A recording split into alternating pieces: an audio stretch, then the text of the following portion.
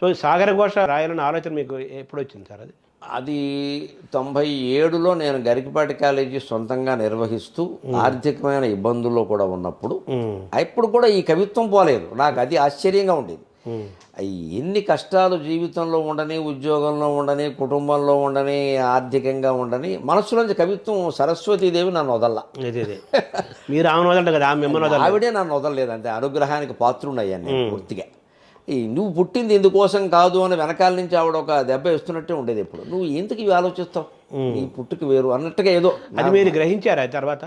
అనిపించే నాకు. ఎందుకంటే అన్ని ఆర్థికమైన ఇబ్బందులు ఉండి అసలు ఏమిటి భవిష్యత్తు ఏమిటి, అగమ్య గోచరం, పిల్లలు పుట్టారు, అప్పటికి 5-6 ఏళ్ళు వయస్సు, ఎదుగుతున్నారు, వీళ్ళని ఏం చేయాలి. చివరికి తండ్రి గారు అవధానాలు చేసి ఆస్తులు అమ్మేశాడు. మా నాన్నగారు నాకు 4 ఎకరాల పొలం ఇచ్చారు.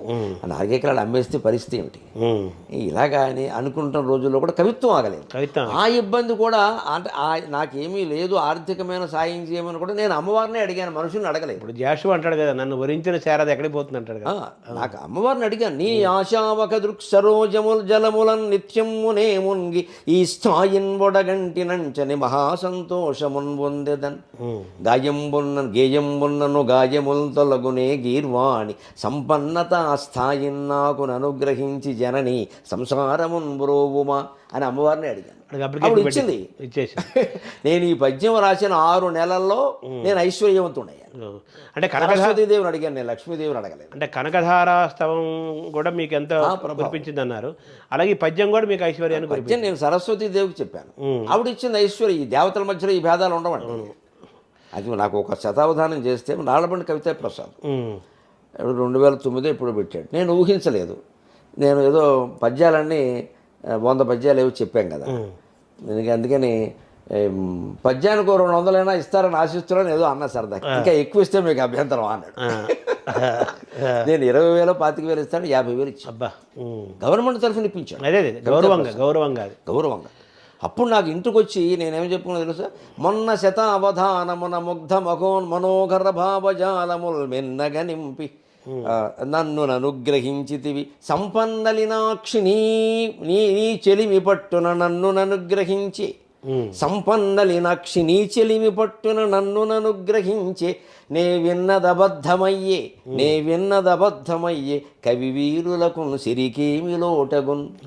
సాధారణంగా సరస్వతి కటాక్షం ఉంటే లక్ష్మీ కటాక్షం. కానీ మీరు ఇందాక చదివి పద్యం సరస్వతి పద్యం చదివారు, సరస్వతి మీకు లక్ష్మిని ఇచ్చింది. అంటే నేను అబద్ధం అమ్మ, ఇది సరస్వతి ఉంటే లక్ష్మి ఉండదంటారు. అత్తాకోడ ఇవన్నీ మానవులు పెట్టుకొని వీడి చేతకాక డబ్బులు పాడు చేసుకుని ఆస్తులన్నీనండి వ్యసనాల వల్లను దుబారా ఖర్చుల వల్ల పాడు చేసుకుని నేను పండితుడు కాబట్టి నా ఆస్తి పోయింది, లక్ష్మీదేవికి నా మీద అనుగ్రహం లేదంటే చేతకాంత అనమాట. అంతే, నీకు నిలబెట్టుకోవడం తెలియదు ఆస్తిని. విద్వాన్ సర్వత్ర పూజయేత్ అంటారు. నిజమేనండి, విద్వాంసుడు సర్వత్ర పూజితే అన్నీ బాగున్నాయండి. సర్వత్రా వచ్చిన ధనంలో మనం కొంతైనా దాచుకోవాలా వద్దా? ఉంది కదా అని చెప్పి ప్రతిదానికి పార్టీలు ఇచ్చేస్తే వచ్చే ఆదాయం ఏమో 100 రూపాయలు, మన పార్టీ ఏమో 1000 రూపాయలు అయితే అప్పుల పాలకాక ఏమవుతామండి. సో మీ జీవితంలో మీరు కళాకారుడైన ప్రతివాడు గుర్తుపెట్టుకోవలసిన పాఠం ఏమిటంటే, ఈ కళ శాశ్వతమే, కళ ద్వారా ఆదాయం శాశ్వతం కాదు. కళ శాశ్వతం. అవును, కళ ద్వారా వచ్చే ఆదాయం శాశ్వతం కాదు. ఏ కళకి శాశ్వతంగా గుర్తింపు ఉంటుంది అనుకోవడం పొరపాటు. ప్రవచన కళకి ఇంత గుర్తింపు ఉంటుందని మాకు అనిపిస్తే ఉద్యోగాలు ఎందుకు చేస్తాం సార్ పని? ఇంత ఉద్యోగం చేస్తే 15,000 వచ్చింది ఆ రోజుల్లో, మానేసిన రోజుల్లో కూడా 2008లో. ఇప్పుడు ఒక ప్రవచనం చెబితే ఇస్తున్నారు. చాలా మంది ఏమంటున్నారు, ఈ క్రికెట్కి డబ్బులు వస్తుంటే అదే క్రికెట్ నేర్చుకునే వాళ్ళం అంతే కదా. అది ఏ కాలానికి దేనికి యోగం పడుతుందో మనం చెప్పాలి, ఎవరికి పడుతుందో కూడా చెప్పాలి. నన్ను లక్ష్మీదేవి చేత కూడా అనుగ్రహింపజేసింది మా పలుకులమ్మాయి సరస్వతి. ఆవిడ రికమెండేషన్ చేసింది, వీడి సంగతి చూసుకో. సో అలా సాగర ఘోష కావ్యం పుట్టుక అలా పుట్టుక ఏంటంటే, ఇన్ని కష్టాల్లో నిజంగా ఉన్నప్పుడే నేను ఎవరో నందిగామ పడితే ఒక అవధానం చేసి వస్తుంటే, అది కూడా విపరీతమైన శ్రమ. అవధానం ముగించుకుని ఆర్టీసీ బస్సులో విజయవాడ నుంచి కాకినాడ వరకు నిలబడొచ్చాను. 90 ఏళ్ళు. ఒక పక్క కాలేజీ కష్టాలు, తెల్లారితే మళ్ళీ కాలేజీ జీతాలు ఇచ్చుకోవాలి, ఎటు చూసినా కష్టాలే. అంతే. అక్కడ అవధానం, అక్కడ అది ఆగలేదు. నందిగామలో అద్భుతంగా 3 గంటలు నడిచింది అవధానం. వాళ్ళు ఇంకా వదలట్లేదు. నేను బస్సు ఎక్కాలని వచ్చాను, వాళ్ళు ఏదో కారులో దింపారు విజయవాడకి. కాకినాడ దింపలేరు కదా అప్పట్లో. బస్సు ఎక్కాను, చోటు లేదు, నిలబడ్డాను. నిజంగా నా శ్రమని మర్చిపోవడానికి నేను కవిత్వాన్ని ఆశ్రయించాను. అప్పుడు ఎంతకాలంగా అవధానాలు చేస్తుంటే కావ్యం రాయమని అడుగుతున్నారు. అద్దెపల్లి రామ్మోహన్ రావు గారు వాళ్ళు కావ్యం రాయి అంటే కావ్యమునేల వ్రాజరని కనపడుటన్నదే పాపమన్నటు అని ఏదో భావ్యముగాక ప్రశ్నలను వేయని ఏదో పద్యం అల్లుకున్నాం. వీళ్ళకి సమాధానంగా మనం ఒక కావ్యం మొదలు పెడదామని దేని మీద రాద్దాం అని బస్సులో ఇలా నిలబడి ఆలోచిస్తూ సముద్రం మీద రాద్దాం అనిపించి, కాకినాడ సముద్ర తీరం కదా, అందుకే సరదాగా సముద్రం మీద పద్యాలు వెళ్ళడం మొదలుపెట్టాను. సముద్రం నాలో నేను కొనుక్కోవడం చూసి ఈ లోపు ఏదో సీటు ఖాళీ అయ్యింది, కూర్చున్నాను, నిద్ర వచ్చింది, కాసేపు పడుకున్నాను, పొద్దున్న దిగాను, ఇది సముద్రం మీద కావ్యం రాస్తే అలా ఉంటుంది అనుకున్నాను. అలా ప్రారంభమై ఆ కాకినాడ నుంచి విజయవాడ వచ్చేలోగా నిలబడిన సమయంలో 20 పద్యాలు వెళ్ళాను. కానీ క్రమశిక్షణ ఏంటంటే ఇన్ని నిద్ర లేకపోయినా సరే, కాలేజీ సమస్యలు ఉన్నా సరే, పాఠాలు చెప్పే పరిస్థితి ఉన్నా సరే, ఇంటికి రాగానే 20 పద్యాలు పుస్తకంలో రాసేసారు, ఒక్కటి కూడా వదలలేదు.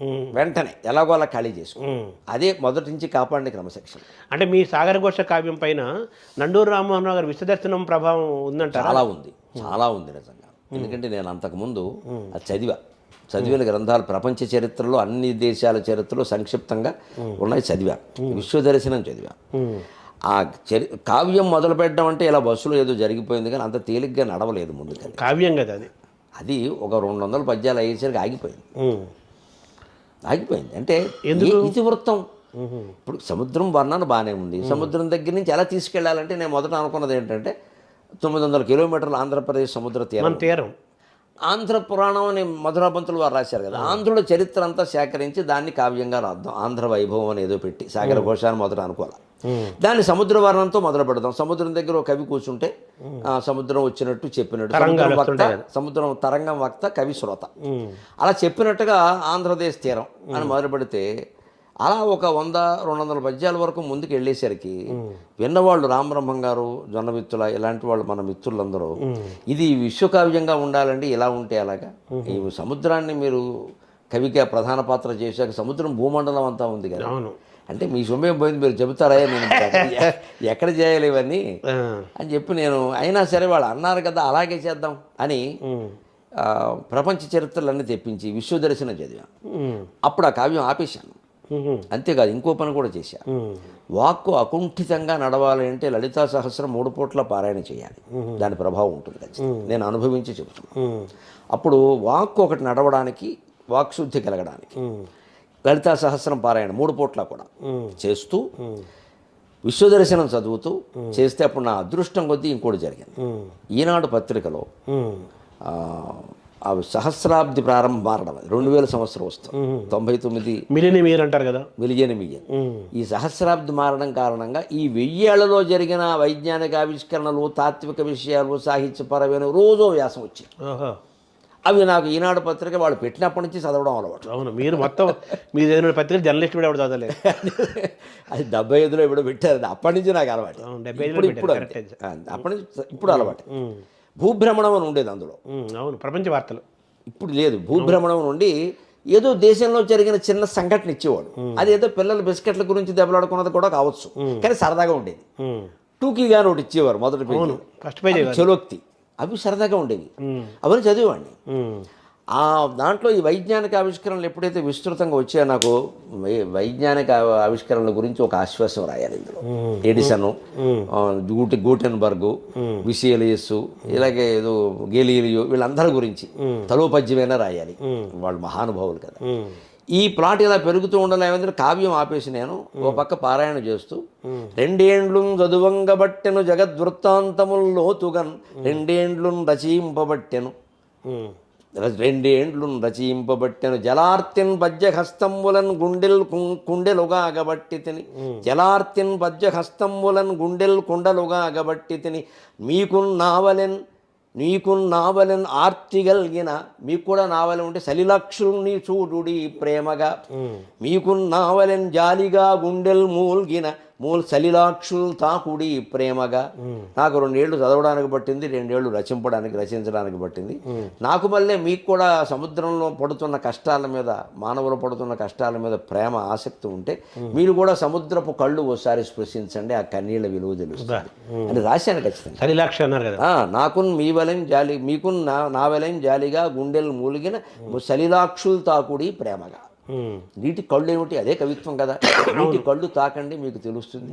మనకి కన్నీరు వస్తే నీరంటాం, వాళ్ళకి నీటి నిండా కన్నీరే ఉంది అని. సముద్రం పడుతున్న కష్టాలు ప్రత్యేకం 8వ అధ్యాయంలో పూర్తిగా అధ్యాయం అంతా 108 పద్యాలు రాశాను. అంటే నండూరి రామారావు అలా విశ్వదర్శనానికి విశ్వదర్శనం అప్పుడు చదివా. ఉమ్, ఆయన నిష్పక్షపాతమైన తాత్విక రచయిత. ఉమ్, ఆయన నాస్తికుడు, ఉమ్, ఆయన కమ్యూనిస్ట్ కదా, అవును. దేవుడి మీద ఏం నమ్మకం లేదు. కానీ తత్వదర్శనం దగ్గర మాత్రం ఆయన పక్షపాతానికి పోలేదు. ఉమ్, ఎక్కడ శంకరాచార్య గురించి రాసి ఉమ్, విస్తృతంగా ఆయన ఒక 20-30 పేజీలు రాశాడు. ఉమ్, అచ్చులు చివరి ఏమన్నాడో తెలుసా? ఉమ్. మేము కమ్యూనిస్టులను దేవుడిని నమ్మం, కానీ ఎప్పుడైనా నమ్మవలసి వస్తే ఇదే నమ్ముతాం.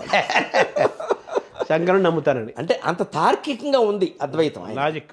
లాజిక్ ఉంది. మేము ఎప్పుడైనా దేవుడిని నమ్మవలసి వస్తే ఇదే సిద్ధాంతం నమ్మేది, ఇంకేం నమ్మం.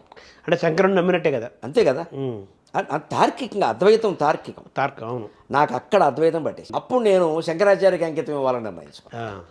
అవును, మీరు ప్రారంభంలో కూడా ఒక పద్యం రాశారు శివానంద కదా. లహరి, సౌందర్య లహరి చదువు. మామూలు కవితా కన్యని ఇస్తారు, నేను ఇచ్చిందేమో ఆయన సన్యాసి అని చెప్పి అంతే. చమత్కరించారు. కన్యాదానము చేసేది ధన్యత చేకూరలేదు, తప్పదు కవితా కన్యాదానము చేసేద, సన్యాసికి పిల్లనిచ్చు సాహసమిది.